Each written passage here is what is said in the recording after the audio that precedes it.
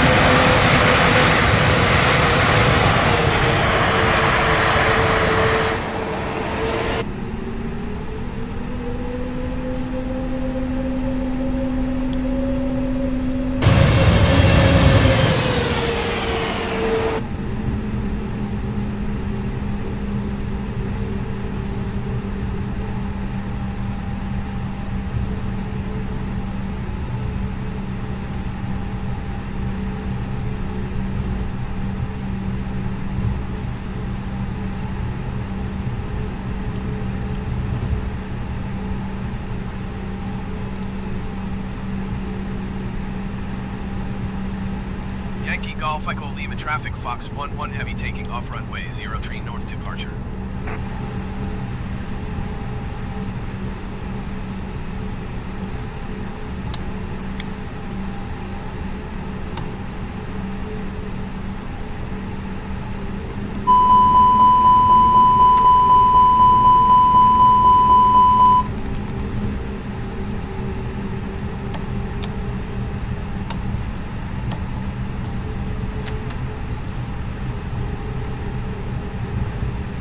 Flight attendants, please prepare for takeoff.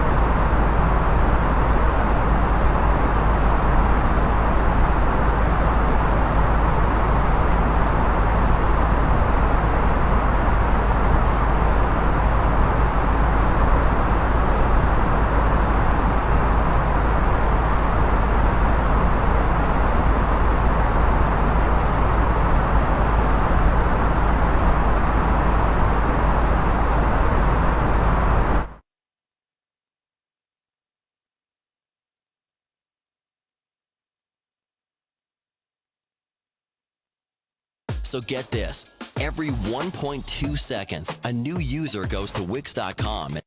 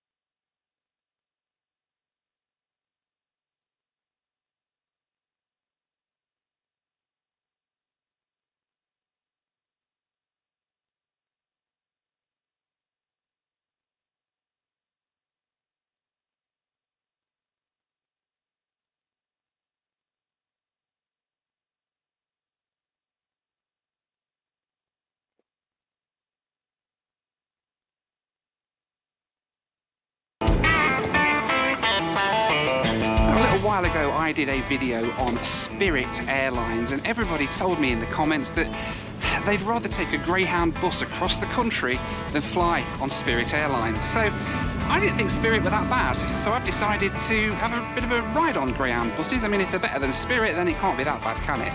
I'm going to be taking today the longest route that Greyhound do from here in Los Angeles on the west coast of America, right the way across the country, over 3,000 miles to New York City on the east coast of the US. It's going to be about a 4-day trip riding on a bus. I hope they've at least got a bathroom. So this is where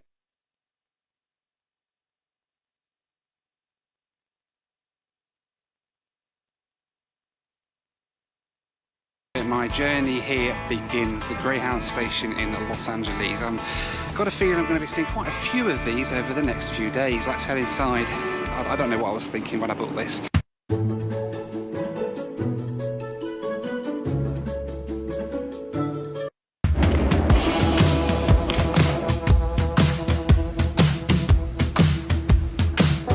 Okay, good morning people. Okay, your 1358 is gonna take you all the way to New York. I'm coming. All the way to New York, huh? All the way to New York. All the way.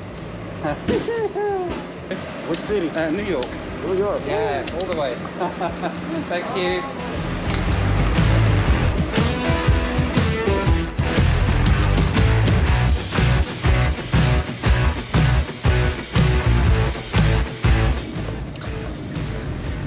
Oh, here we go.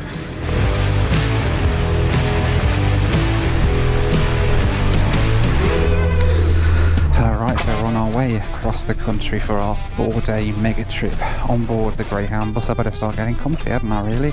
Since this is going to be my home for 4 days now. 4 days, wow. Hope I can sleep.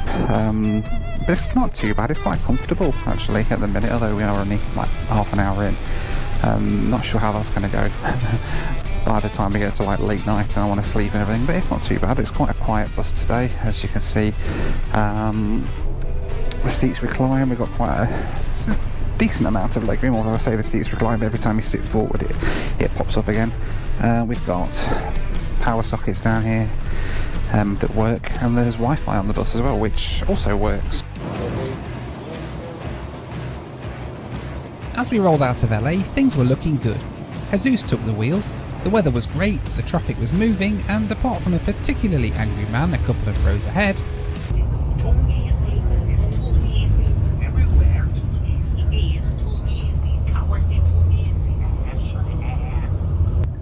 well, things were looking pretty good as we rolled into San Bernardino, at least until Jesus had to kick someone off the bus for smoking weed.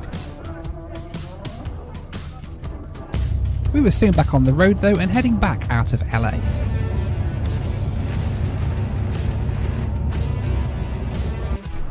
I'm actually really looking forward to this journey, I have to be honest. Seeing America from ground level, from coast to coast, is going to be amazing, and that's something that you don't get when you fly over it. Going to be up close and personal, touching the dirt in every single state between here and New York, and I'm looking forward to this. I'm feeling really positive. So I don't know what food is going to be on offer along the way, or at the stops along the way. We're going to stop several times, I know that much. I don't even know if you can actually get on and off the bus at each place, so I've brought a few essential rations with me.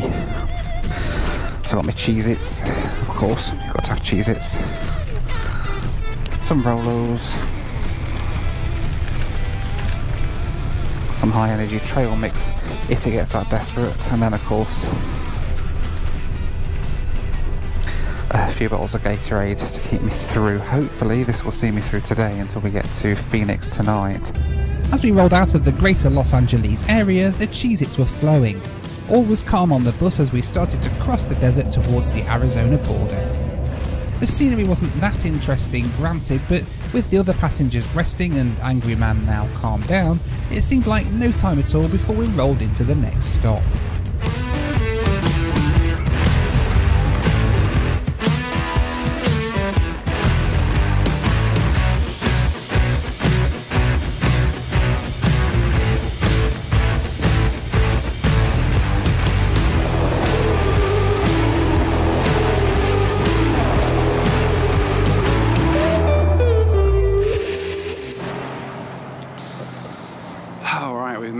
first food and rest stop on the trip, Blythe, California. 5 hours in, we've not even left the state of California yet and crossed into Arizona. That's next. We've got another 12 states to do after this one. 5 hours just across one state. I'm going to try and find something to eat very quickly. We've got 20 minutes here on the ground in Blythe, California. Isn't it a pretty sunset? Look at that, look. One eternity later.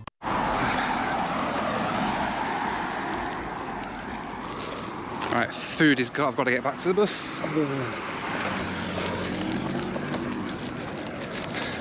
World's slowest Taco Bell. We've only got 20 minutes here. I don't want him to go without me.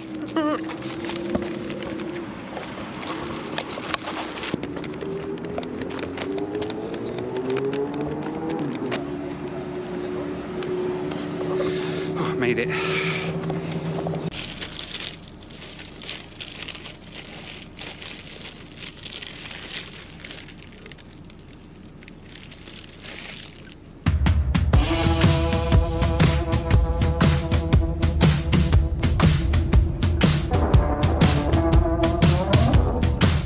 There we go, whoop whoop, first state line cross. We're now in Arizona.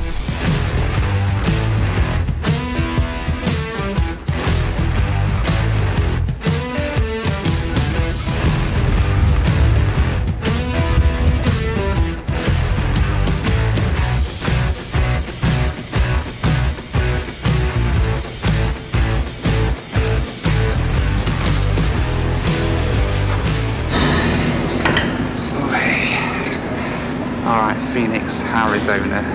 We've had to get off the bus here because this is where they clean the bus and swap drivers. Jesus took the wheel for the first bit of the journey from LA to Phoenix, but he's gone now, and Jesus is being replaced at the wheel by somebody else now for the next leg. So we've got about an hour here, I think, in Phoenix, and then we pick up the bus again for the overnight run into New Mexico. I'm starting to get tired now, actually. I've not slept yet.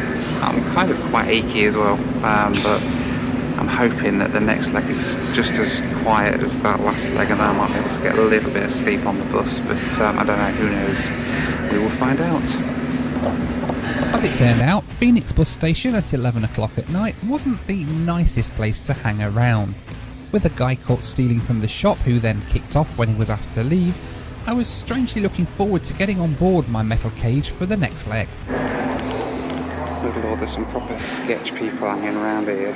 Jesus. And one guy just tried stealing from the shop, and then when they got security to go over, he started squealing and shouting. I just want to get out of here, Should be boarding hopefully very, very soon. I'm trying to keep a very low profile. Tucked away here in the corner because, yeah, it's not the best place to be here at 11 o'clock at night, Phoenix bus station. I think we're boarding soon, so fingers crossed. Alright, back on board. That was pretty sketchy there. Glad to be back on the bus. We'll be getting going soon for the overnight run now to Albuquerque. I'm hoping I'll get some sleep. As we pulled out of Phoenix bus station, I tried to get comfy and at least try to get a little bit of sleep on the overnight part. You began a guided meditation video in your living room, but now you're taking your practice outdoors.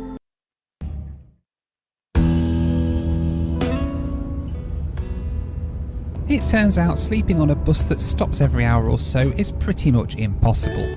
After a long, restless, painful night on the bus, we reached New Mexico where the sun finally started to rise.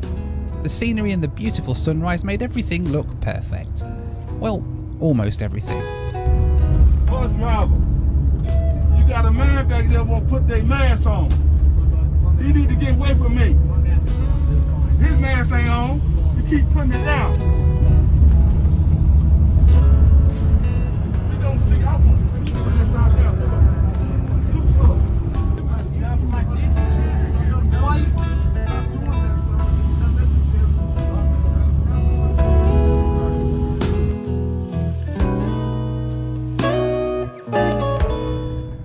With With the two men at the back hurling racist insults at one another and threatening to knock each other out, we arrived into Albuquerque, New Mexico. Well, good morning from Albuquerque, New Mexico. We almost made it to Albuquerque without a fight breaking out on the bus, but never mind.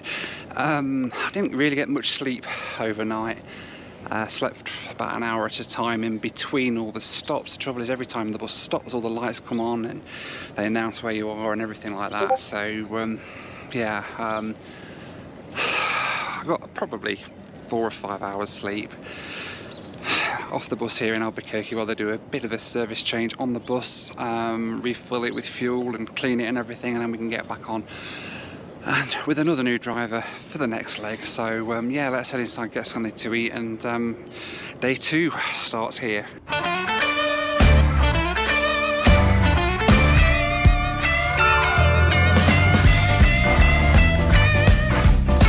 Alright, so heading out of Albuquerque now with another new driver who's taking us all the way to Oklahoma City, which is sort of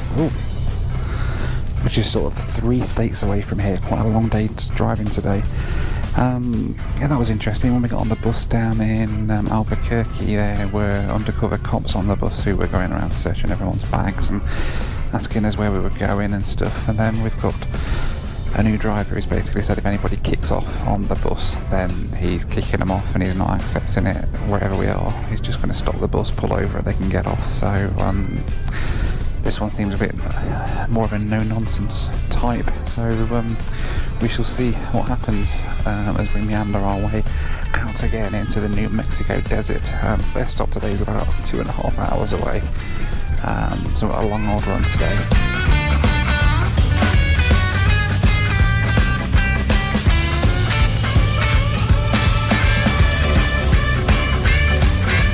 If you enjoy my videos, I'd really appreciate it if you could hit that subscribe button.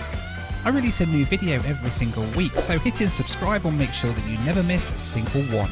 Also, if you enjoy this channel, check out my Pilot Vlogs channel as well, showing my private pilot adventures all around the world. The link's on the screen now.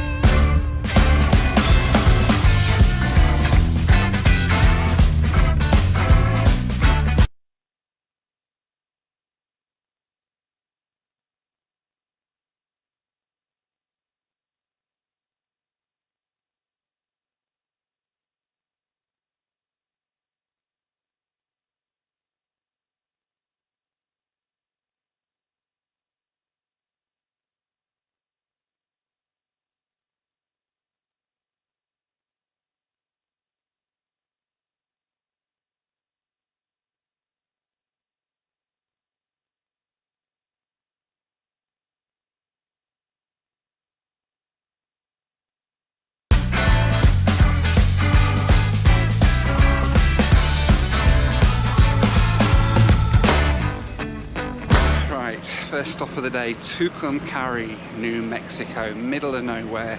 We've literally seen nothing but desert for about 2.5 hours, and then we've pulled into this tiny little town which has the Holy Grail, the Mecca itself. Ooh. Of a Macca's. Let's go and grab a Macca's. Alright, got me a Macca's. There's the bus over there. I can't believe this bus is taking me all the way from LA to New York. It's incredible, isn't it? It's entire width of North America on this single bus. Pretty cool, isn't it? Or not, maybe, depending on whether you're actually having to experience it or not. But never mind, it's good fun, if nothing else. So yeah, here in wherever we are, New Mexico, McDonald's, that's all that matters. Let's go back on the bus, get some food, and move on to the next stop. I think the next stop is Oklahoma City. Oh no, it's not, it's Amarillo. Oh, I don't know, it's somewhere in between here and Oklahoma anyway. Let's go.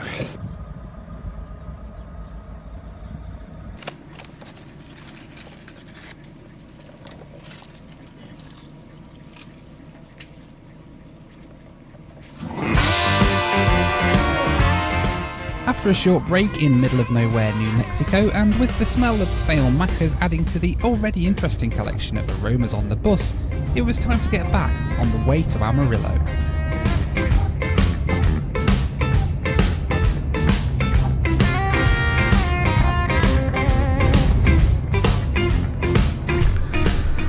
We just crossed into Texas, yeah, which, to be honest, by the way, looks pretty much the same as New Mexico that we've had for the last 6 hours. But yeah, Texas now. State number 4.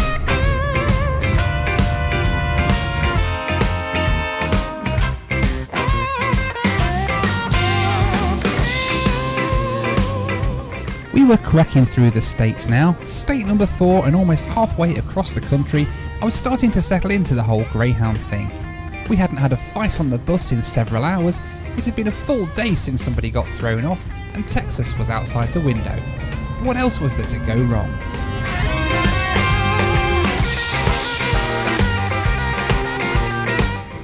As it turned out, quite a lot actually.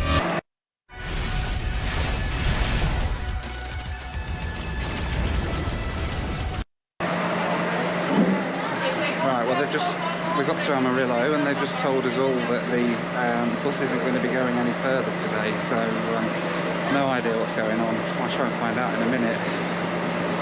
This could be a premature end, couldn't it? I'm due to go to New York. Do I need to get my bag off here then? Yeah, you do, because this is where I stop. Yeah, you're stopping here. Yeah, the bus isn't going past there. Yeah. So okay. That's why. So I need to grab my bag off now then, yeah? Alright, okay, thank you.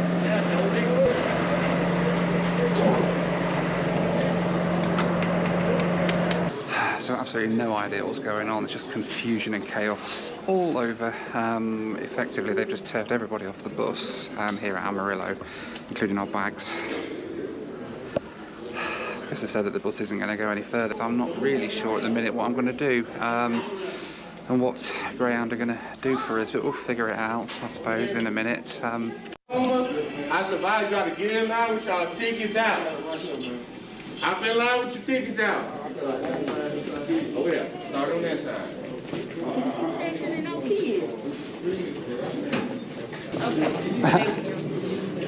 I'll let you know something soon.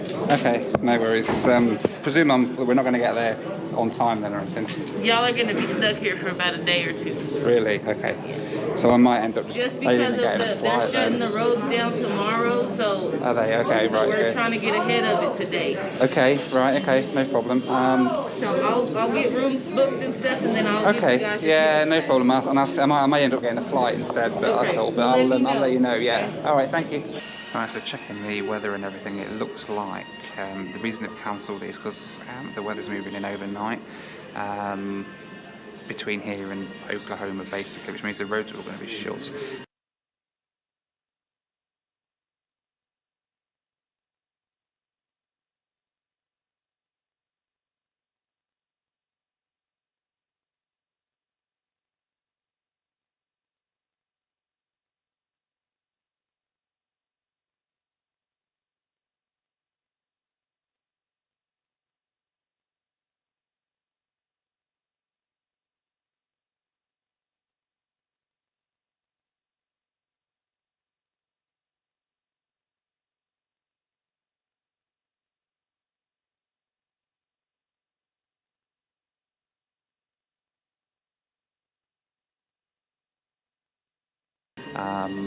And that therefore means if I get stuck here tonight, she said there's going to be at least a day, possibly 2. Well, I've got like 24 hours in NYC at the other end, and I can't really miss that flight because it's my flight back to the UK. So yeah, I'm not entirely sure. Right, there is a flight leaving in 2 hours from Amarillo to Dallas, and I figured if I can get down to Dallas tonight, then hopefully I can get further on tomorrow to New York somehow. So I've just managed to get a BA award redemption for like 7,000 points and £4 from Amarillo down to Dallas. So now I'm going to try and figure out where this airport is at Amarillo and get in an Uber or something, and if they've got them here, and figure out how we get down to Dallas to hopefully make it into New York. Yeah, it's alright, don't worry. Oh yeah, so I've managed to get a flight down to Dallas. Hopefully I can move on from there somehow. And Noel, just figured if I can get to Dallas, then at least I can fly on to New York tomorrow or something. If the weather's going to be coming in here tonight, I don't really want to be stuck in here. So. Yeah. How far is it to the airport from here? It's about 30 minutes. 30 minutes, okay, I better get an Uber or something. You have Uber presumably here? Yeah, you do Uber now, they'll be here. Yeah, instant. All right, lovely. Thank you so much. Then good luck sorting it all out anyway. So, all right, thank you. Have a good day. Oh dear. Right, well, there we go. I was hoping for a really nice little trip around, or a nice little stay here in Amarillo and then a move up to Oklahoma, but it doesn't sound like anybody's going anywhere past Amarillo today. So just waiting now for the Uber to come and take me over to the airport, and then hopefully we can get on this flight down to Dallas. Oh.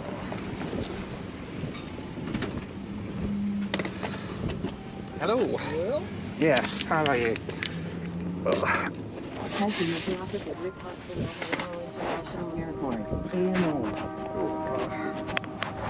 Thank you very much. Yeah.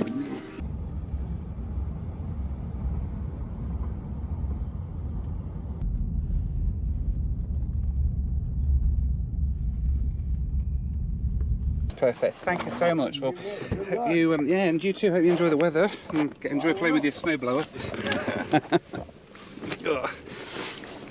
Try not to scratch your car up. There we go.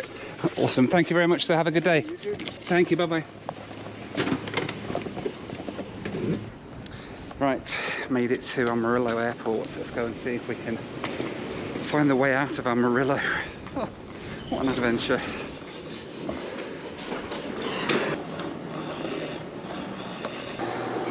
Right through security here at Amarillo Airport. Oh, nice little airport this is. So I wasn't expecting to be here. Well, this is the last place that I wanted to be right now in an airport departure lounge. Strangely enough, I'm absolutely gutted, I'll be honest, that it got cancelled. I really wanted to do it. It wasn't going to be fun by any stretch of the imagination to do that bus from LA all the way across the country to New York. And it wasn't going to be fun, it wasn't going to be comfortable, but I wanted to prove that I could do it, and I've not, and I just feel awful that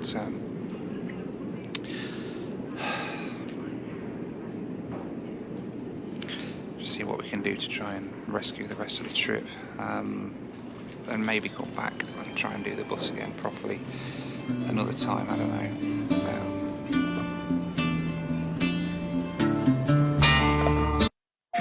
The land is dying, and the machines meant to help us are out of control.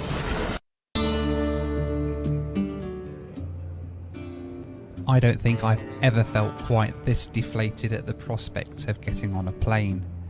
This was the one flight I'd hoped not to be on. Still, at least I had a seat out of Amarillo before the weather hit. Or, as it turned out when I got to it, perhaps not.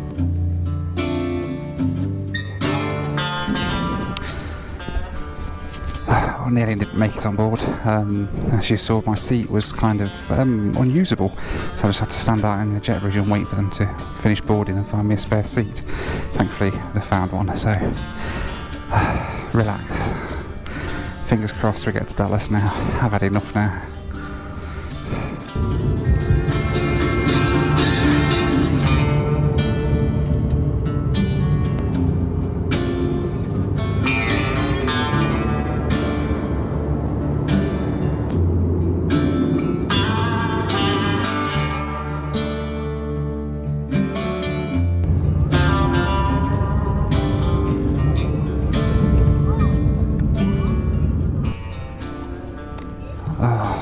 When will this day end? So we've landed and we've pulled onto the stand, but nobody can get off because the jet bridge is broken, so they're waiting for maintenance to come and fix it.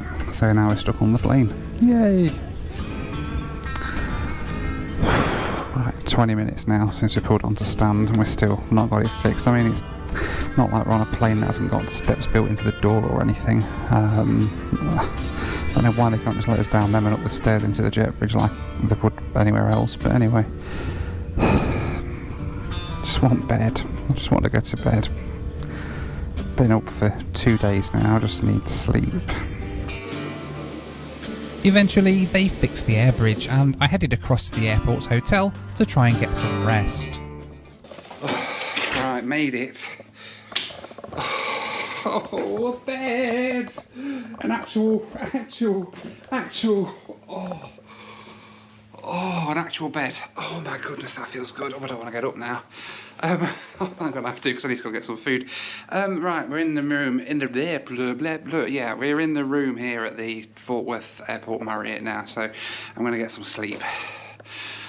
There's a couple of flights in the morning that I think might still have seats on them. I've just checked tonight and there's seats on them, so I'm going to figure out which one I'm going to take, and then tomorrow morning we'll head up to New York to actually finish the video that we set off to start. So yeah, let's get a bit of rest, and then in the morning let's figure out how we can get up to New York, and hope this weather doesn't close in overnight. But for now, let's go and get something to eat, and I'll see you in a minute.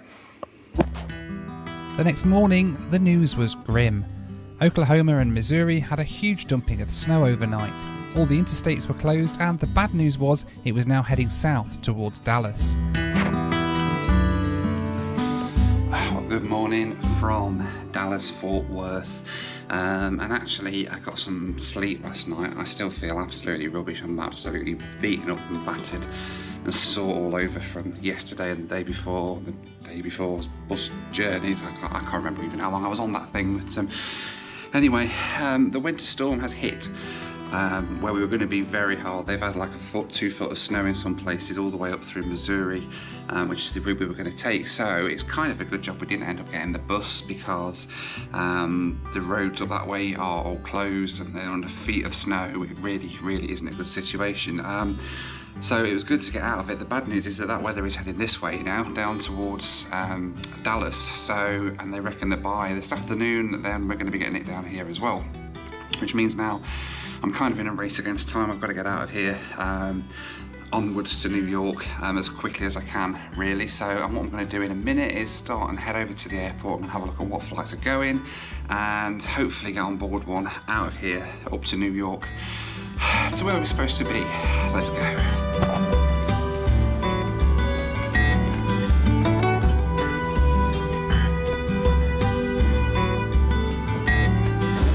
I made it back to Dallas Fort Worth. I've managed to get myself on the Delta flight that leaves from here shortly. There is a few flights normally, but the one I'm on is the last one. From this afternoon onwards, they're all cancelled because of the weather, so hopefully we can get out just in time. So let's head through and take a Delta flight up to New York. DFW airport is crazy busy today. Everyone's trying to get out of here before that storm hits. So yeah, good job I got a seat, really, I think. Alright, so the plane is here. Where is it? There it is. Airbus A220 or C Series up to LaGuardia, New York. And it's on time, which is good. So hopefully we should get out of here on time. And they've also just had a thing through on my phone, so they just upgraded me as well. So that's quite nice to know. So just looking forward to getting there now. Thank you. Hi, good morning. Hi. Afternoon, whatever it is. How are you? Thank you very much. I'm good. How are you? Good. Good. Hello. Hello, my name is Patrick Griffin. It's my pleasure to be the captain on today's flight. On behalf of First Officer Danny Yawn, we'd like to add our welcome aboard Delta 544 service to LaGuardia Airport.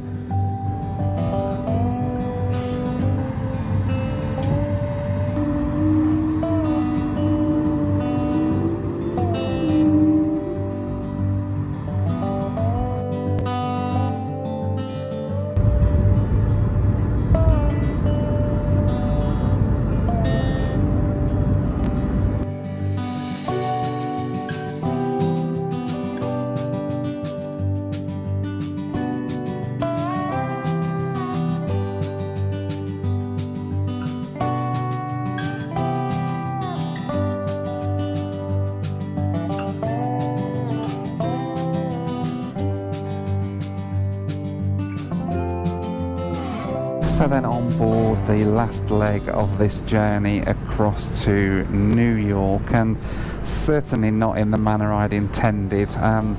Somehow, despite the pain, the discomfort and the sheer brutality that the Greyhound trip across the country gives, I'd still much rather be 40,000 feet down there, seeing America from ground level, seeing all the people that ride on the Greyhound and all the little towns that make up this amazing country between the west coast and the east. And instead, well, we're in the middle of a winter storm here. at 40,000 feet, cruising across the last bit of the journey. At the moment I'm feeling quite disheartened. I really did want to get that trip finished, but at the end of the day, I'm leaving this trip now and I'm finishing this trip with a newfound excitement to try this, and I'm determination that I am actually going to do this, and I am going to prove that I can cross the entire continental America on a Greyhound bus. That is now, it's just something I need to do. So this isn't the end of this story in the slightest, and we are going to do it.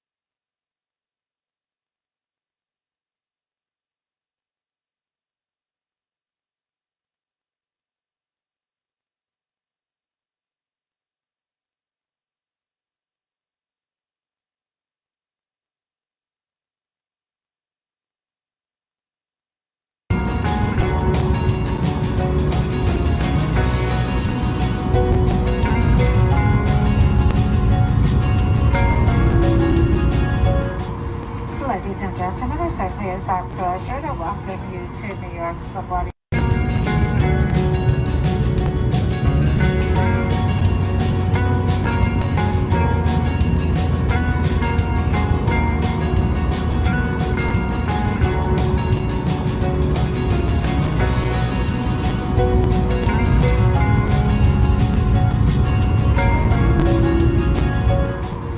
Ladies and gentlemen, it certainly is our pleasure to welcome you to New York Subway Airport.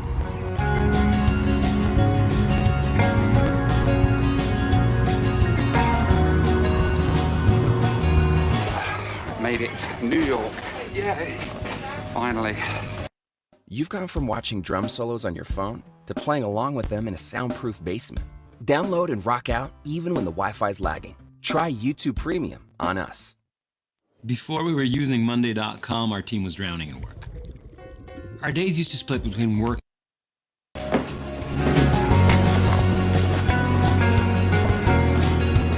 time I've ever flown through LaGuardia, it's like a building site every single time, and it's never changed. What are they actually doing here? They're literally rebuilding the whole thing and then just knocking it and starting it again each time. I don't know. Crazy.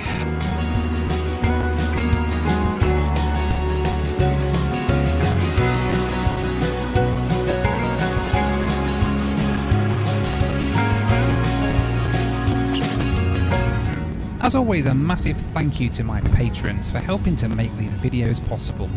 You can join them at the link on the screen now for access to my WhatsApp group, weekly live Zoom calls with me, and much, much more.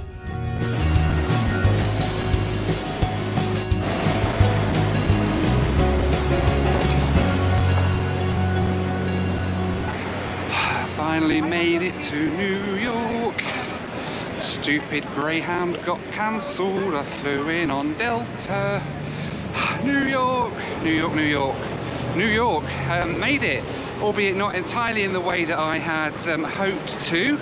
Thank you, Greyhound, for that. But I'm here, and if I'm safe, and at the end of the day, I'm here a little bit early as well, because I should have been in tomorrow morning and actually got in tonight, because even with all the cancellations, it's still quicker, it turns out, shockingly, to take a flight than it does to take the Greyhound across the country. But I'm here, Times Square in New York, the final destination.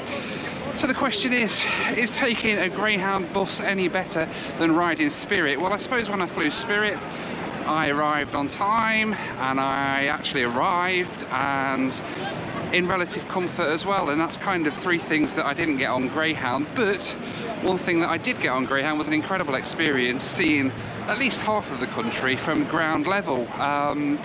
So I definitely want to come and try that again. But let me know what you thought to Greyhound buses down in the comments, and also I want to hear your Greyhound stories. I've heard so many, and everybody seems to have a story about riding on the dog across the country. So let me know your best Greyhound stories down in the comments below. In the meantime, I'm off to go and get a drink, get something to eat, and some sleep, I think. Thanks so much for watching, take care, and I'll see you on the next one. Bye for now.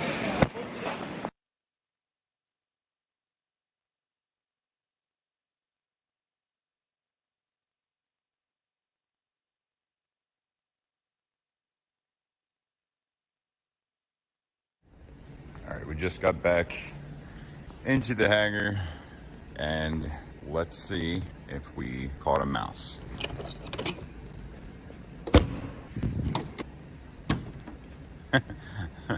So we did, in fact, catch a mouse, and right there he is. And the question is this the only mouse in here? He looks pretty skinny. It makes me wonder what he's been eating this whole time. We've had the 401 in the hangar here for quite some time. So that means that he was eating something around here, and there's nothing in the hangar anywhere that he can eat. So I guess we're gonna have to give him a name. We can't name him Cessna, because that would just sound kind of weird, I think. But Piper. I think we could call him Piper. And we'll figure out a way that we can release him where he won't instantly freeze. All right, Piper. Time to set you free. Hopefully you find a nice warm place to go.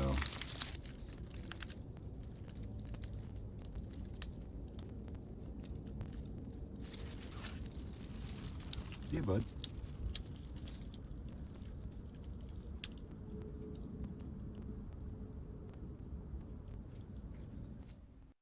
With Fundrise, the same kind of real estate investments that have powered the world's strongest portfolios for...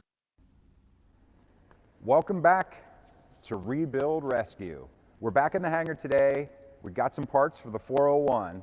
We're gonna pull the engine apart, see if we can figure out why it's not starting, get the new parts in it, and see if we can't get this thing started.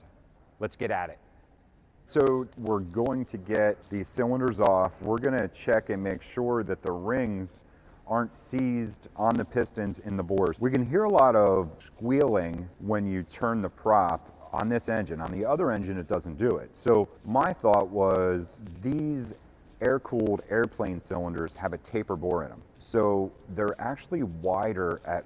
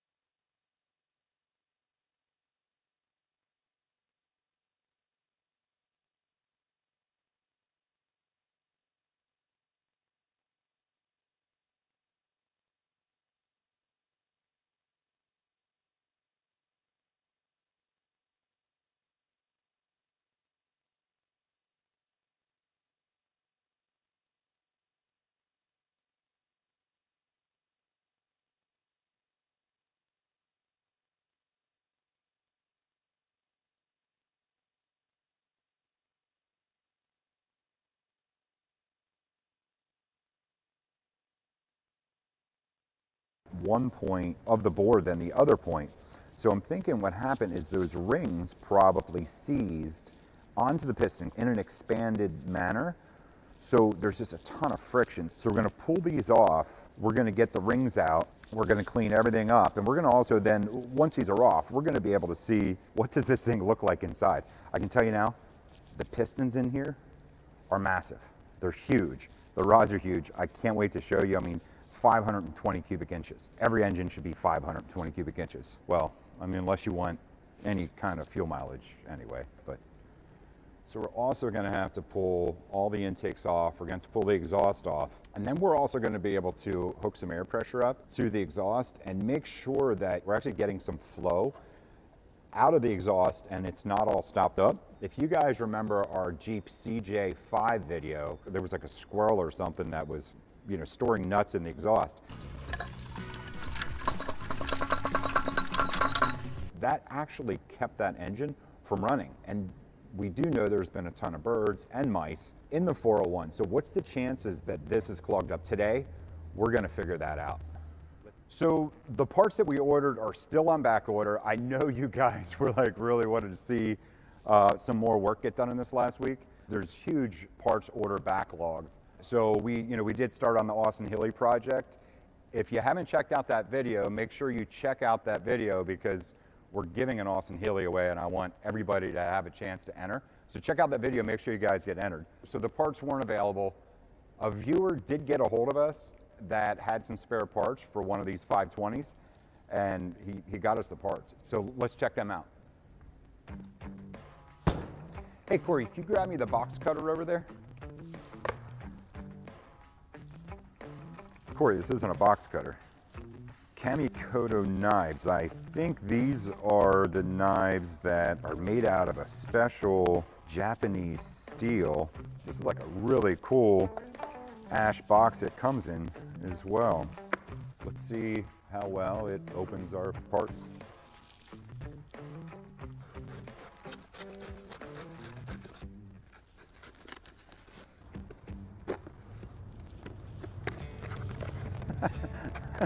This is definitely at least as sharp as a razor blade. You know, the thing about these knives is you can definitely tell that there's over 800 years of quality craftsmanship that has gone into these knives. I mean, they are so super sharp. It's a beautiful knife. I mean, it even feels like really, really well balanced. Each one of the Kamikoto knives does come with a certificate of authenticity. These knives are actually handmade with Japanese steel. So it opened that box up really easily, but I can't actually believe it's still sharp.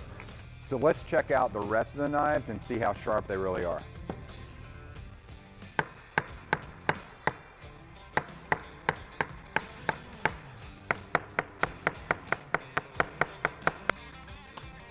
Hopefully I still have my fingers once I'm done with this demonstration.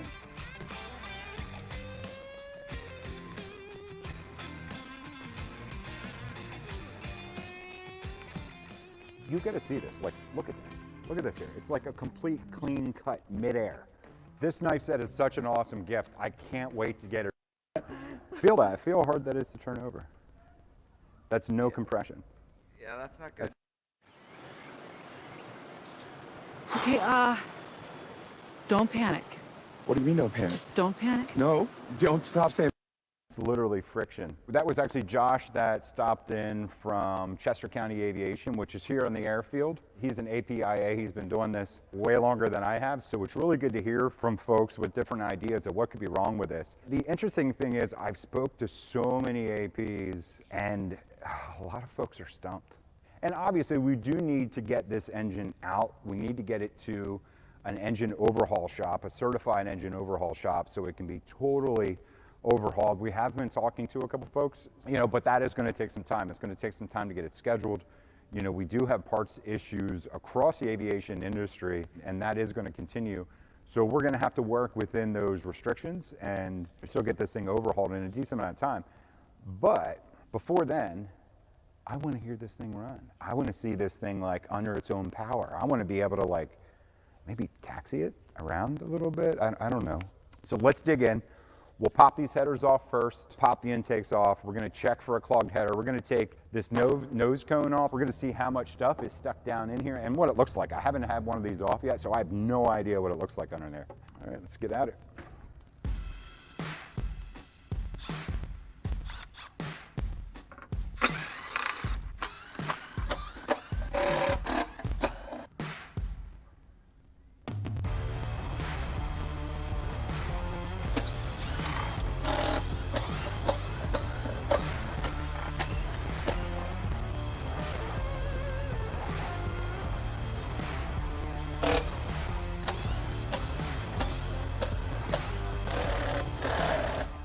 So since this hasn't really turned over fast, it's going to be interesting to see what's in here.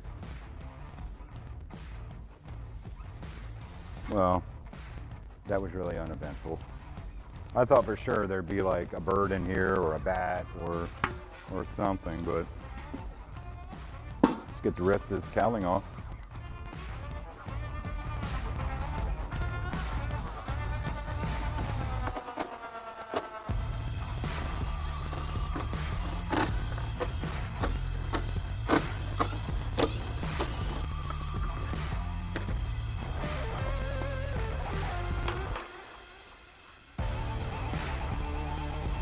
Too bad.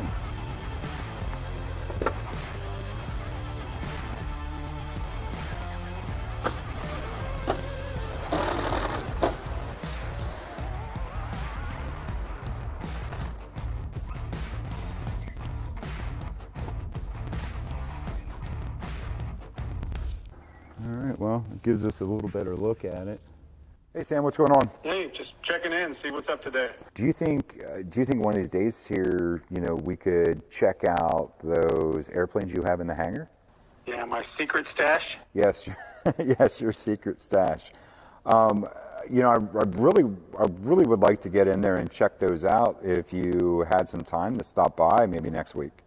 Yeah, no, we can set that up. I'll Cool. meet you there one morning sometime. Awesome, sounds good. We're just working on the 401 today. We're going to get the cylinders off, and we're going to hopefully get this other side fired up today. That would be awesome. Yeah, sounds good, man. I'll talk to you then. So the rumor is Sam has 2 experimental Stardusters down in that hangar for like 13 years that are tore all apart. So I'm going to try to talk him into us doing a video on them, and my hopes is he lets us help him rebuild them and get them flying again. So I've been saying how awesome the aviation community is, and it's really the most awesome community that I've ever been involved in. I mean, everybody really wants to help people out. So like the other week, we mentioned we need some penetrating fluid because quite frankly, I'm going broke buying it. So when I had asked for somebody to help with that, actually Lisa from Cano reached out and said they would love to be part of the channel, would love to give us some different some of their products. And also you guys had said that their products are awesome. And so instead of just sending one thing, I have like every kind of lubricant, like get it loose, penetrate thing. And so the big one that you guys were mentioning in the comments was AeroPro by Cano. So Lisa, thank you very much for sending this out. We're gonna put it to good use. I'm excited to check it out.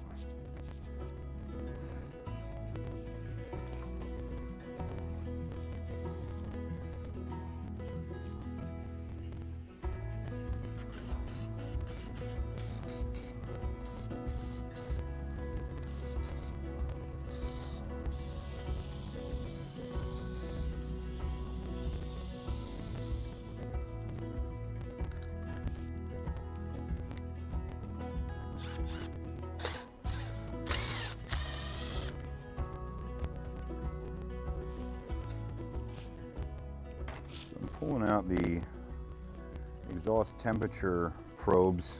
These actually stick into the exhaust pipe and gives you a readout to know what temperature the exhaust gases are burning at. On airplanes, you adjust the adjust the fuel mixture at different altitudes and depending on the load of the engine and stuff like that. So one of the things you can do is you can adjust it to be too lean, which is detrimental, you know, for engine life. And this gives you an idea too if there's like a problem when it's running.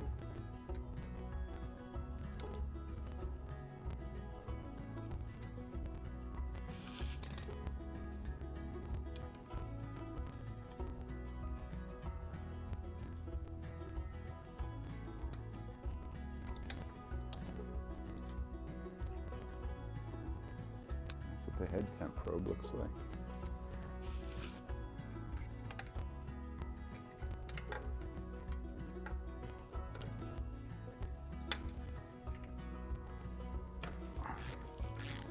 Get this underplug temp sensor out.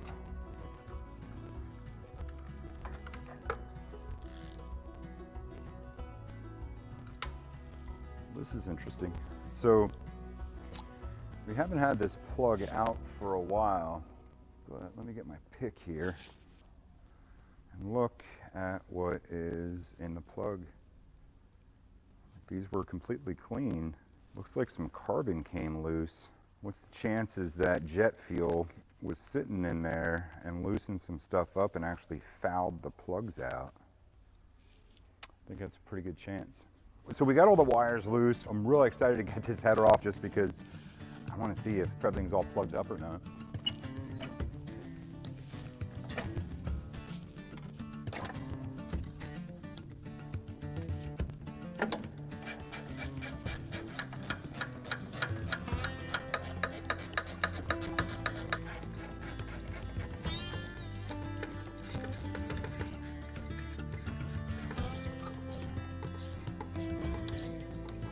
Really glad we got some penetrating fluid on these because these things are tight.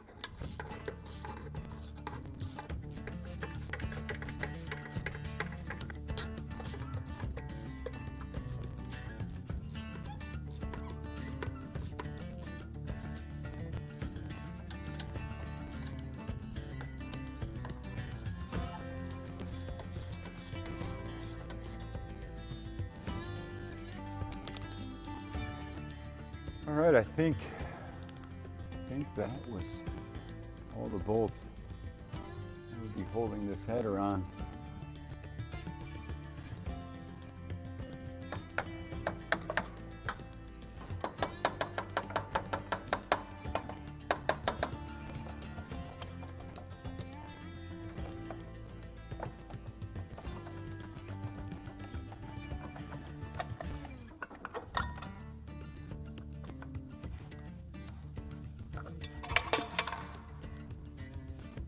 All right, so now the header's off. Let's take a look up in here in this exhaust port and see what this head looks like. There's like a ton of carbon buildup up inside of there. A lot of what we saw up in the pistons on the plugs when we pulled the plugs out. When these get overhauled, like all this stuff all gets cleaned out. I mean, literally everything will look like brand new. It's amazing what some of the overhaul shops can do. The exhaust actually looks pretty clean in there. So the exhaust actually looks pretty clean if you look down inside of there. I'm gonna get a vacuum. We're gonna put it on outward pressure, have it blowing out. And we're gonna blow into this tube. So we should get positive pressure coming right out of the exhaust outlet. If we don't, then we know there's a clog somewhere from our headers over through the turbo.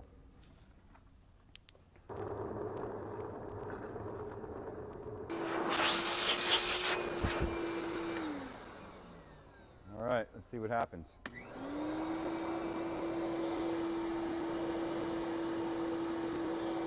It had plenty of flow to start this engine, so the turbo, the exhaust, that's not the reason it's starting. So I'm going back to these rings are seized up in there, and we're gonna have to pull those cylinders off.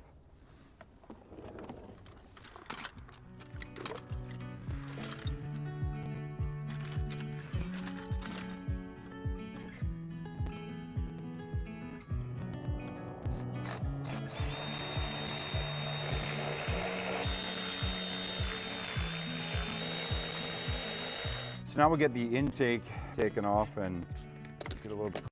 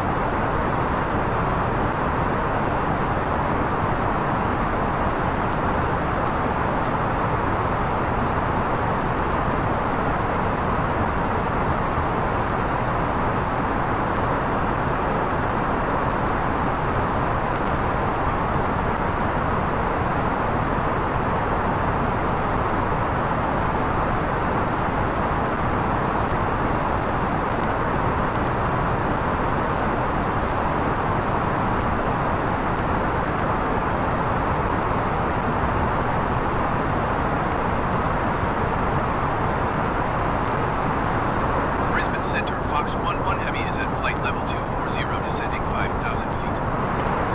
Fox 1-1 Heavy, you have exceeded your clearance flight time. IFR flight plan is canceled.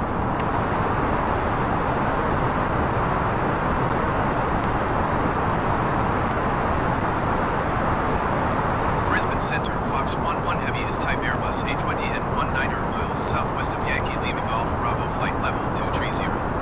Request flight following. Fox 1-1 Heavy, Brisbane Center. Default tree 577.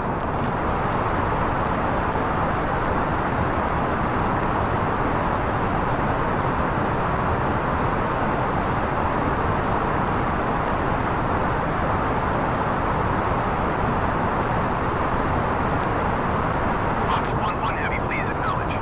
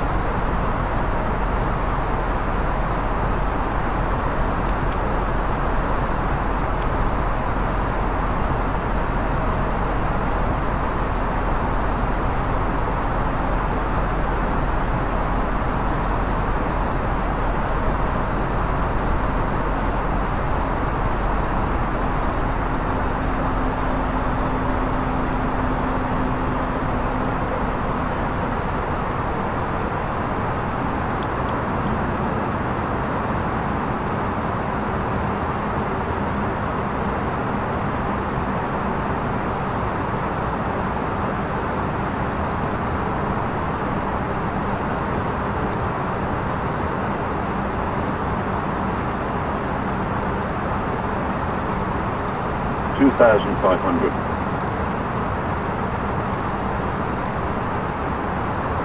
Yankee Bravo Romeo, Mark Airport information call 23000 Zulu. Wind 158 at 14.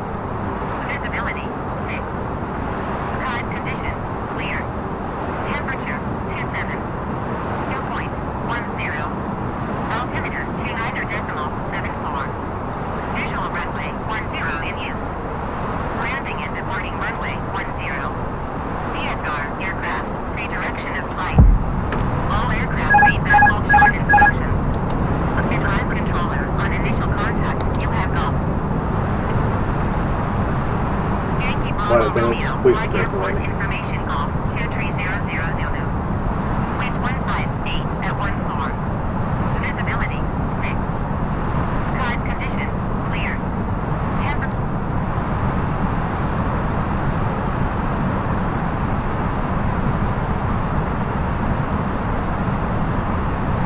1,000.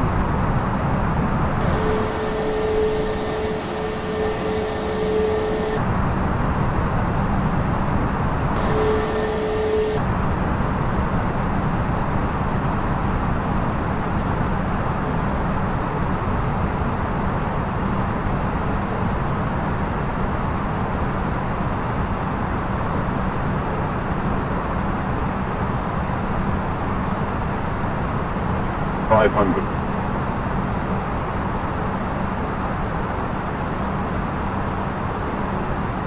$400.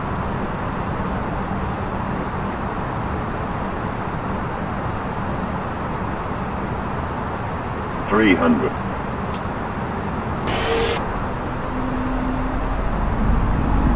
$200.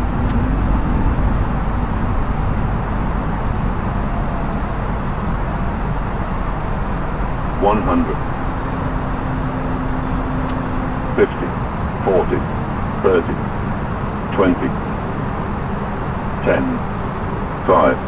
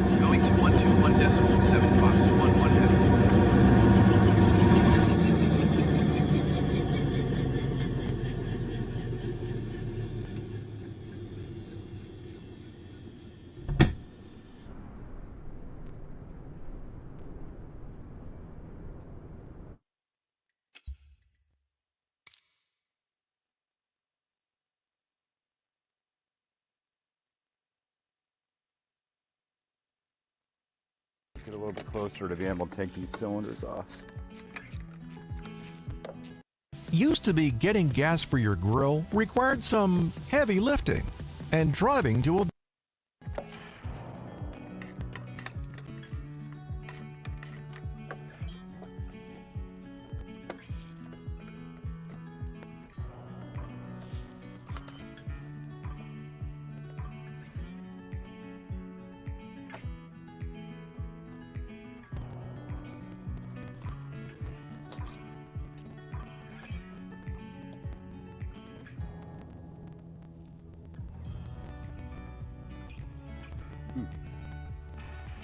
That's interesting.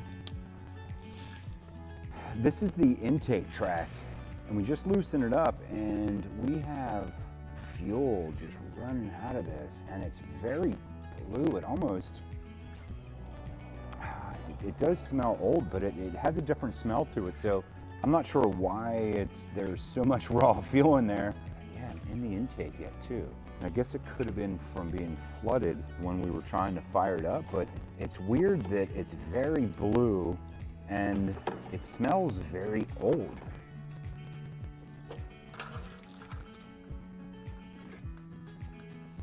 So,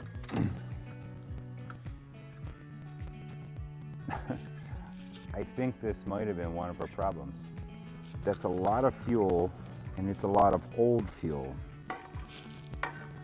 This line right here, that's literally the line that is supposed to let the fuel out if it's flooded, and that's in the intake tract. So what's the chances that I put compressed air through here and this line right here is clogged up? And the reason that it didn't start is because it's had half a quart of old fuel sitting on the right side of the intake tract. What's the chances? It's probably pretty good.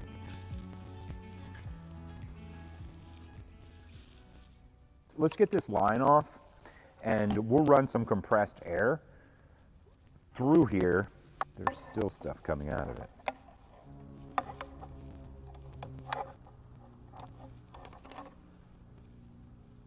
You can see right there,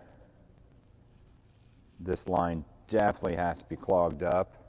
So we'll go over here to the air compressor. Let's blow these out and see what comes out of it.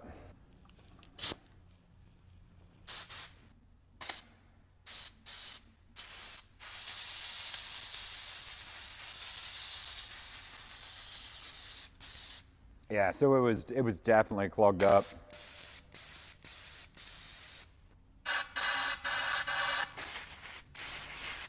That little clog could have been the reason that wasn't starting. Now, the rings in the cylinders are definitely still dragging on the cylinder walls, but it does have compression. What I find myself thinking is, if we were to stick the intake track back on and tried to fire it up now, would it start?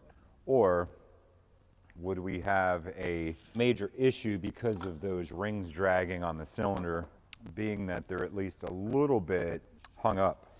With that being said, let's get this thing all apart. Let's get the cylinder off, and let's get this thing to fire up.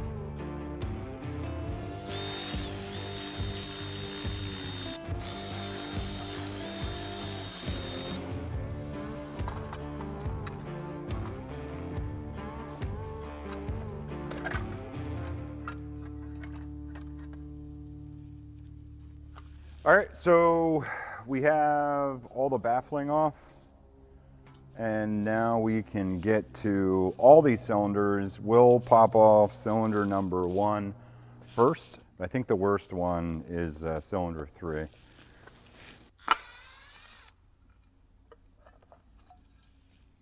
This is a good sign to see that some of the fresh oil was inside of here. So that means that the oil that we put in there is getting pressure, and it is getting up. So you can see they're functioning properly. Both loose. Go ahead and pop the rest of these apart.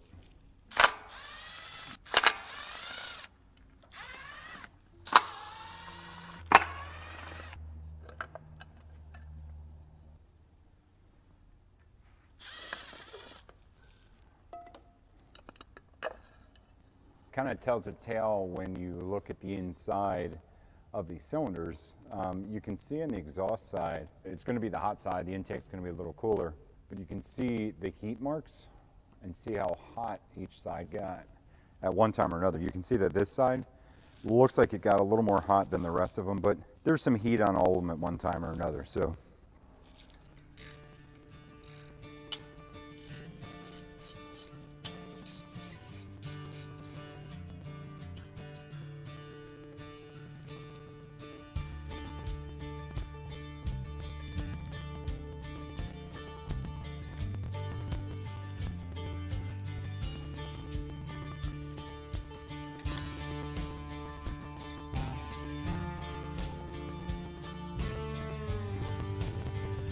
get the push rods out.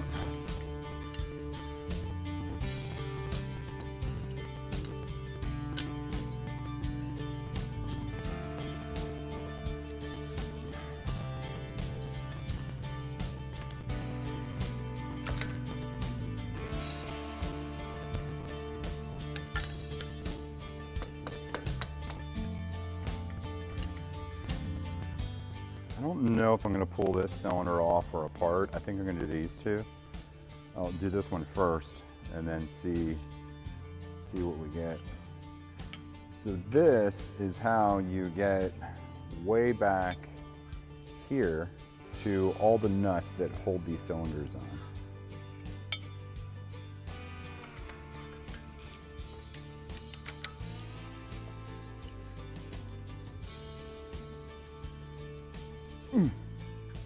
And they're really tight.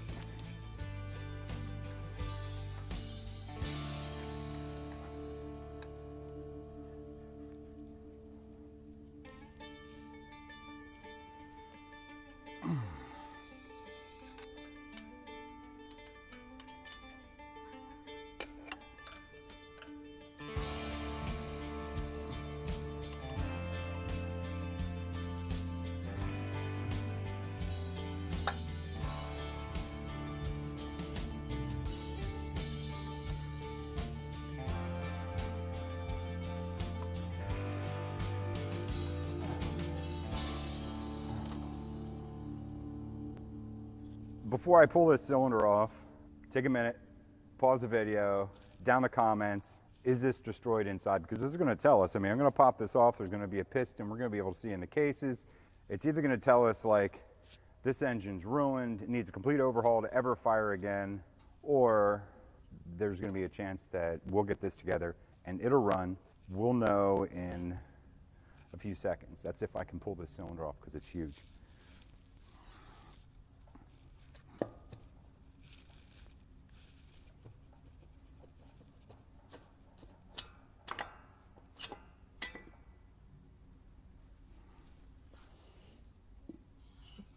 Here is our piston. Let's get this spun over. We'll get it out here a little bit so we can pull the wrist pin out. So all the rings are loose. It's really gunked up, but it's loose. But the other thing is too, is it's really dry. There's the inside of the bore. It's actually clean versus some that I've seen in the past. It's not real bad. Inside the cylinder is not terrible either. It's got some pitting and could use honed out, but it's not terrible. So the rod doesn't have a bunch of end play, so that means the rod's good as well. So if we look down in there, one of the things I was curious about is the camshafts to see if they were spalling or there was anything to be really worried about. We're not going to fly it this way. You know, it does need an overhaul, but just a little more curiosity. If you look in there to the cam there, you can see how it actually looks pretty good. It's got a little bit of wear. It's not bad. The lifter has a tiny little bit of corrosion, but these Continentals, the cam being lower in the bore of the crankcase, definitely keeps more lubrication, even if it sits longer than, say, a Lycoming. So right here, this little tiny orifice right there, so that's an oiler, so that literally squirts oil up into the bore behind this piston, keeping everything lubricated. There's a pretty big chance that could be clogged up, so while we have this off, we're definitely going to get some pressurized air and we'll get on that oiler and we're just going to force pressure back through that. You know, hopefully that gets some lubrication in these cylinders and stops all of that squealing and you know, helps it move a little bit easier.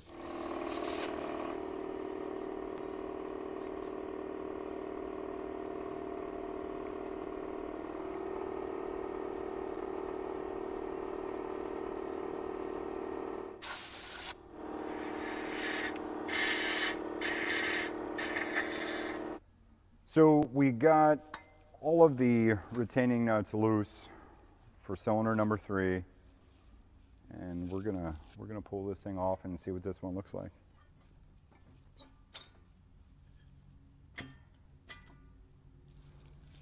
All right, it's a lot of the same. I mean, it's a little rough in there. Definitely use a hone. So judging by the way that this piston looks, it was obviously scraping all of the rust away on the sidewalls of the cylinder. But one of the things I noticed with moving the engine, it no longer has that squealing sound. Yeah, I'm pretty sure the oil squirter is in fact clogged, and these oil rings are just totally clogged up with gunk and dragging on the cylinder walls. So we'll get this oil ring off and we'll clean these up. Yeah, this oil retention ring, this bottom ring is totally seized on this piston, so just total corrosion and rust inside there. Here's what was on the back side of the piston.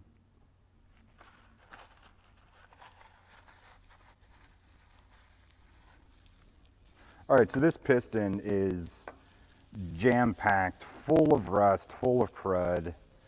It's no wonder, you know, it was really hard for this thing to turn over.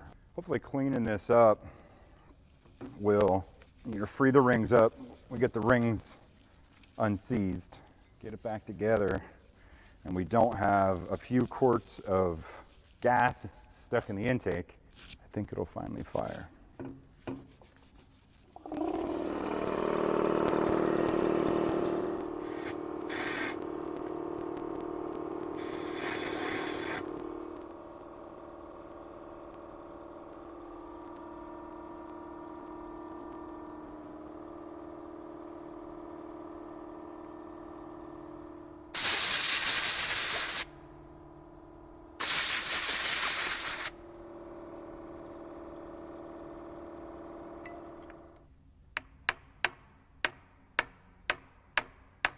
So we got the wrist pin out for cylinder number 3, and I don't know if you're going to be able to see this on camera or not, but there's some little areas where you can see pitting, and it's really minuscule, tiny little areas. I did clean this up, but you can feel some variations on it, really slightly. But the thing that would concern me about this engine, if it was going to be one that wasn't going to be overhauled, which this will be overhauled, so this will be replaced, is stuff like this. Although, if I remember correctly from what Sam was telling me, this is the lower time of the two engines, and it was only a couple hundred hours. So it's got a rebuild time of, I believe, 16 or 1800 hours. I think it's 1600 hours on a TSI 0520.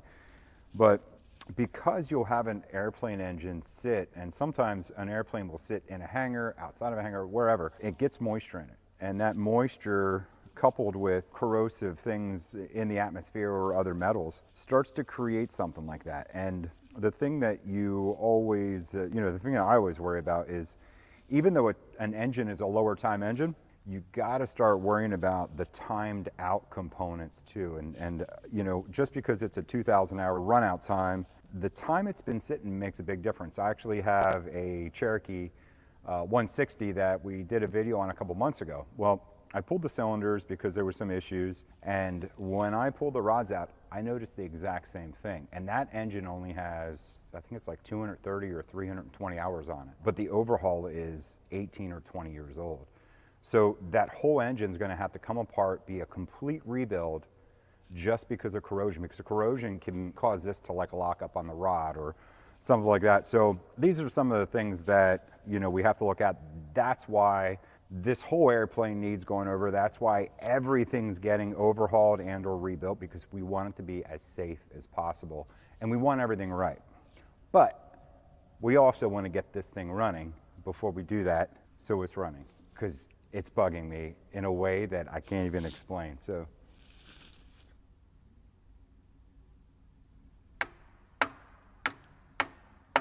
all right, so we got piston 1's wrist pin out, and it's the same way. I mean, it's starting to get some corrosion. This engine only has a couple hundred hours, but I promise you that this would definitely cause a catastrophic engine failure at some point. At some point, this coating is going to completely flake off. It's going to weld itself to that rod, and that rod's going to come flying through the case.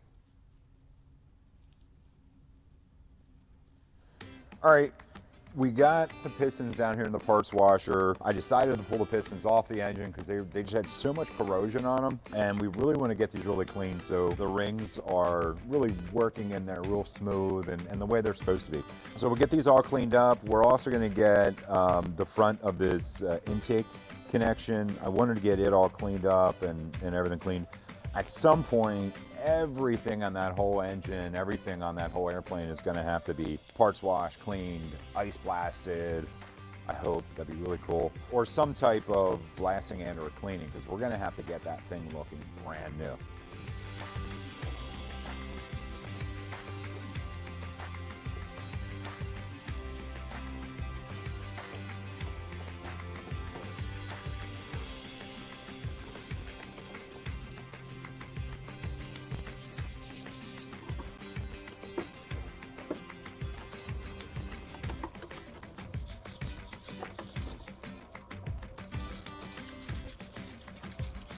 So I think these are clean enough. We got most of the corrosion out of them.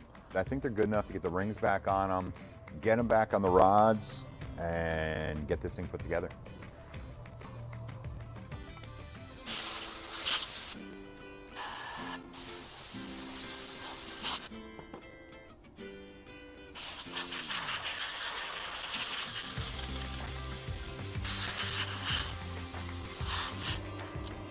Even though we soaked this in the parts washer and scrubbed it, there's still a good bit of carbon that's just stuck.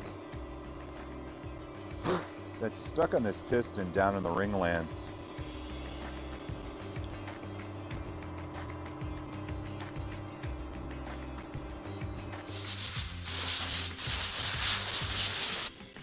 We got all these rings cleaned up, got all of the carbon and stuff that were off of them. My hopes were to have a new set of rings to put in here. That didn't happen, so we do have some used ones. We are going to be able to get this together so we can fire it up. It's not the perfect way. It's, obviously in overhauling an airplane engine or maintaining one, you would never put used rings in one. I don't think. I mean, I've seen people do it before as far as just to continue running one without overhauling it, but it's nothing that I would normally do. All right, so we'll get these rings back on the pistons, and then we're gonna get the pistons up in the cylinders and then hopefully get them back on the engine. I did clean up these wrist pins, so hopefully they want to slide in a little nicer than they came out. That was a little bit of a battle. Which again, this like all this carbon, like it just jams everything up. Not to mention all the corrosion too.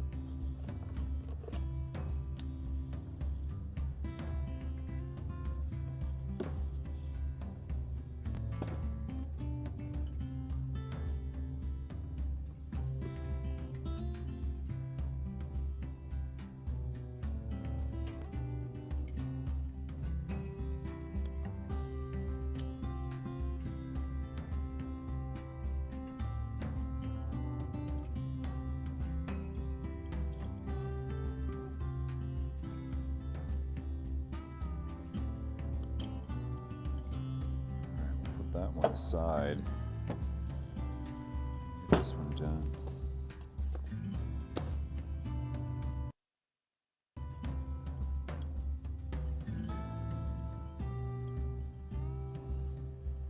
So there was a couple of gouges in the original piston that we got out of the engine. It looks like there might have been some debris in there jumping around. So luckily, we have a spare piston and rings that will work really well. I might even use some gloves today.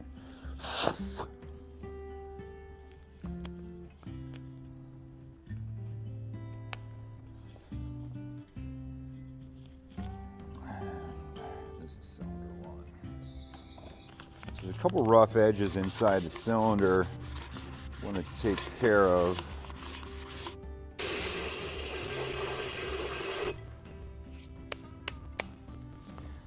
Interesting without a ring compressor.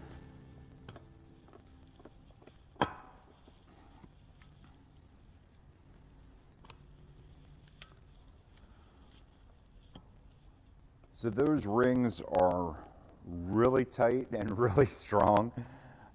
So it's a little difficult without a ring compressor to get these down the bore, but we were able to get this down the bores.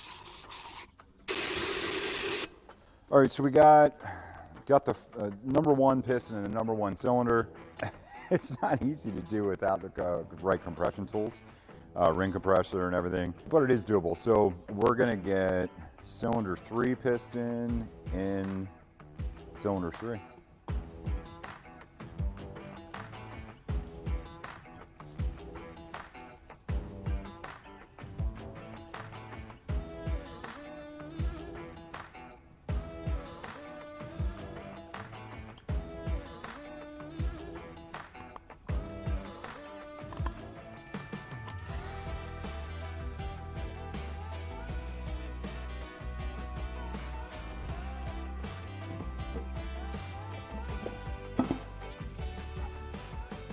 All right, we got these cylinders back on after pulling them on and off about 20 times. It's been absolutely crazy getting these 2 cylinders on. We got them on. It was a struggle.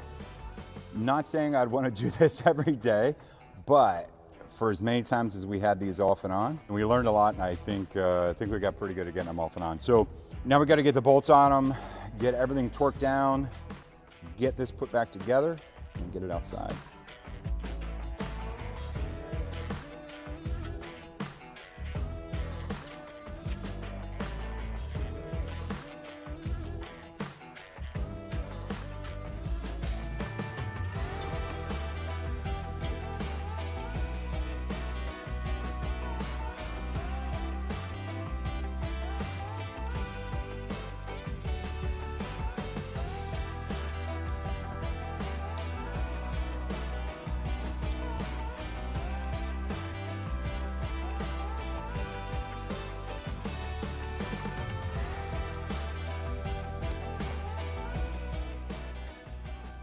All right, we got the cylinders all torqued down.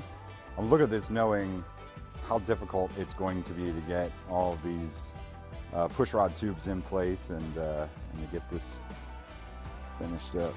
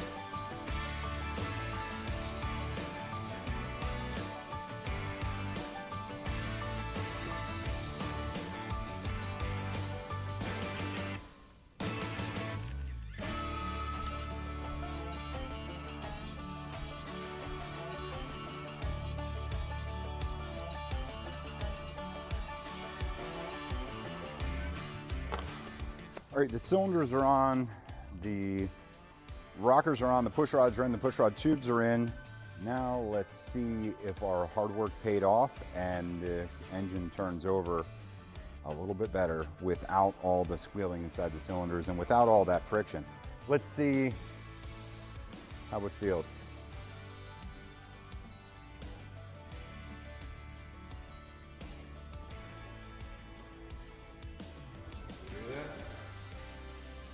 I don't hear that. The engine's all loosened up. It's not making any noises anymore.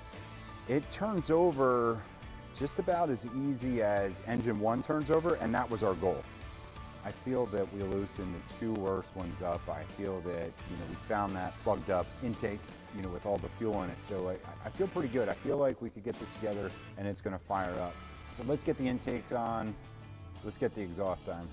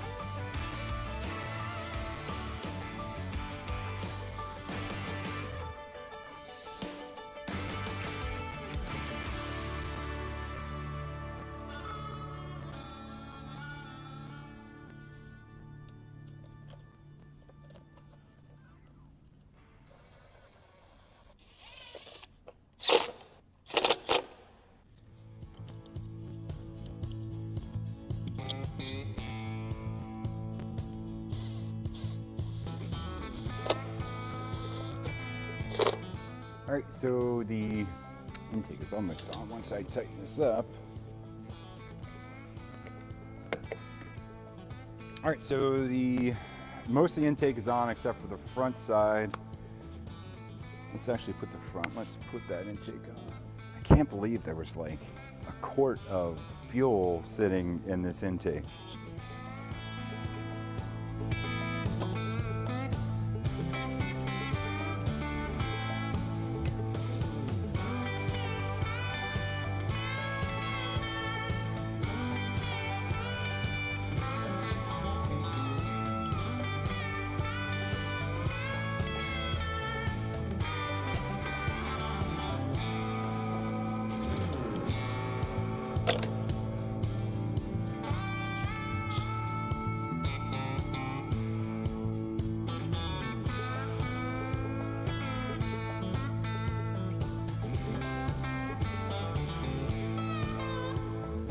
All right, let's get some of this heat shielding on before we get the exhaust manifold bolted on.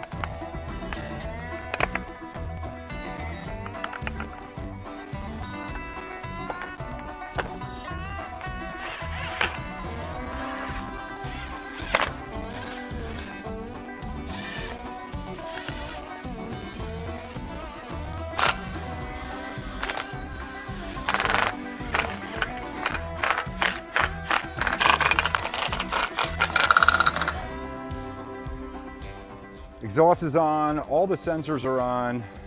We have all the plugs in, all the wires are hooked up. We have the baffling back on. So all we have to do yet is connect the fuel system, and we can get this thing outside and see if it's gonna fire up.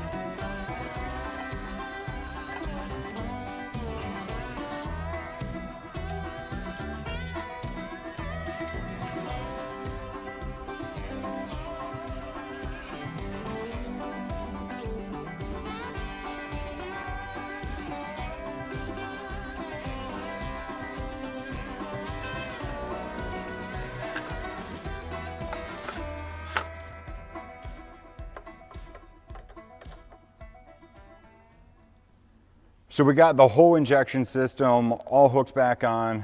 Everything looks good. All the wires are hooked up. Cylinders are on. This is a ton of work. Really excited to see if she's going to start. Let's go find out.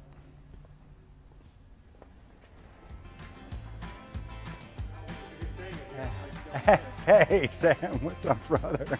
I figured it'd be outside. Well, you're just in time because we're gonna pull everything out, and Just in time to pull everything out. yeah, you have impeccable timing. So, do you mind giving us a hand? No, I don't mind. Awesome, brother. Let's get Thank out. you. All right.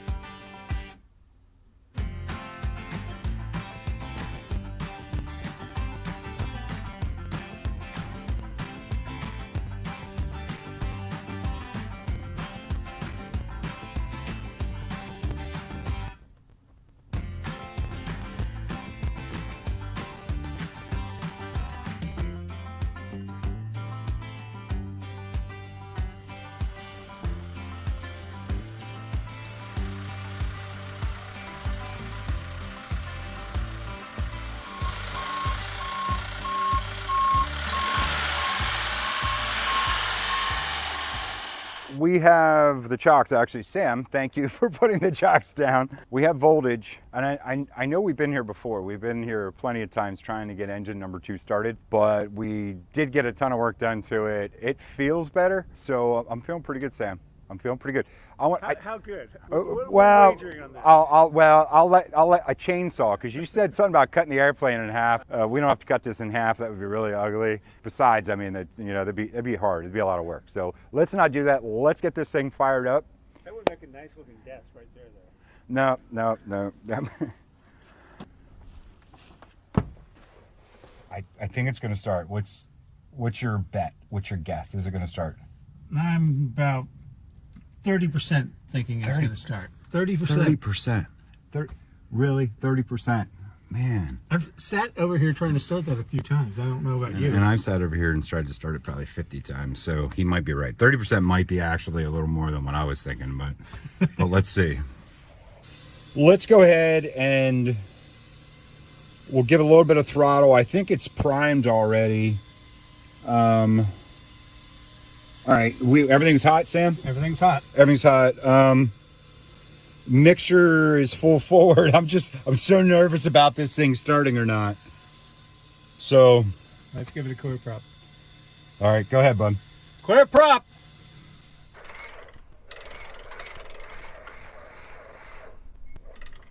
All right, let's go ahead and fire up the left one.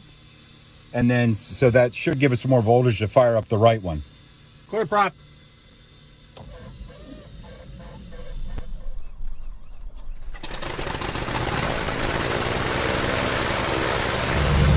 All right, let's give that another shot.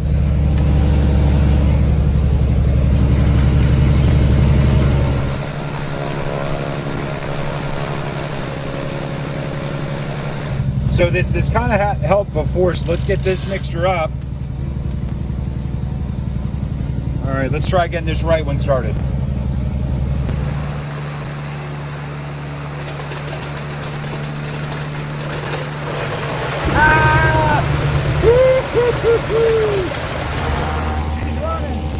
running. It may not be running like really, really good, but it's running.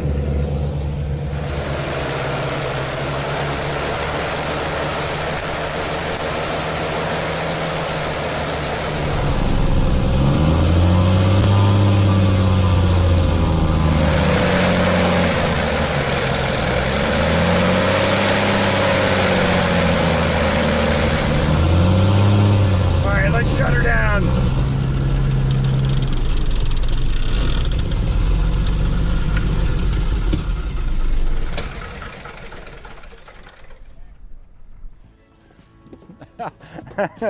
So there's number 2. Yeah, on the right side, number 2 engine. It fired up. I gave you 1 month. Whoa. Oh, I didn't see 1 month. I didn't see that part. So that was 1 month from the time this engine started.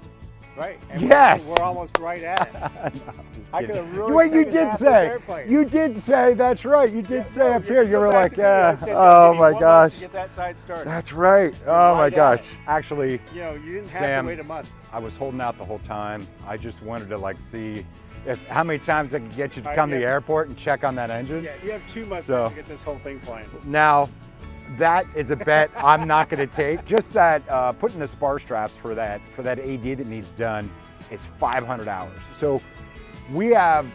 Remember, I told you there was a reason I parked this airplane. Oh, it's like a $70,000 job. And the turbocharger's bad. Yeah. Well, so we do have a company that reached out to us and said they're going to help us with the turbos, the fuel system, the alternators, and the starters. What's that smell? That would be cooking bird stuff. That was awesome. That was awesome. That was so awesome. Like two engine running. Thank you, Sam. Thank you. Everything needs overhauled. So we're going to have to pull all those things out. But it started. That was really cool. I think it would fly right now.